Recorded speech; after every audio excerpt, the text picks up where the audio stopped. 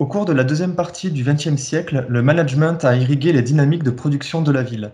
La financiarisation progressive du secteur immobilier a imprimé une logique de rentabilité, notamment en ayant recours aux outils de la finance pour déterminer la valeur des immeubles.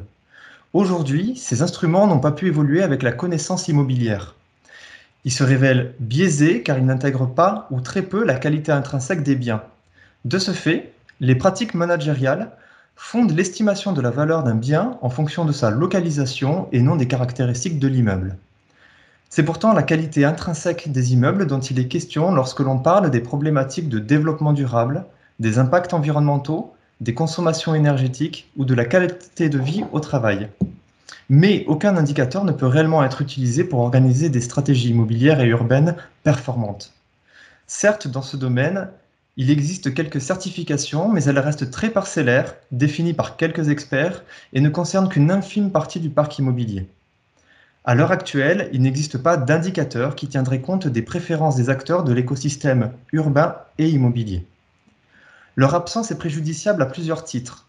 Outre la faible visibilité de la qualité du parc immobilier et l'incapacité à identifier les dimensions de la qualité qui expliquent la valeur d'un bien, l'absence d'un tel signal de qualité crée des situations d'asymétrie informationnelle au détriment des acteurs eux-mêmes.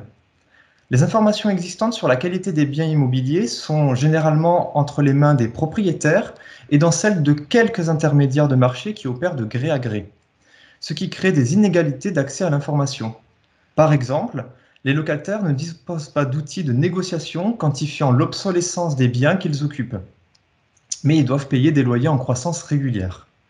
La diffusion d'un indice de qualité applicable à l'ensemble des immeubles, la diffusion d'un indice de qualité applicable à l'ensemble des immeubles permettrait non seulement de proposer un signal d'information à l'ensemble des occupants de la ville, que ce soit des propriétaires, des locataires, des gestionnaires d'immeubles, des investisseurs, mais aussi aux acteurs publics et aux managers urbains afin d'améliorer la prise de décision en matière d'aménagement du territoire. Le chapitre de cet ouvrage que nous vous proposons s'intitule La qualité des immeubles de bureaux, pourquoi et comment la mesurer, dans lequel nous vous proposons la construction d'un indicateur original qui intègre l'ensemble des données d'un immeuble.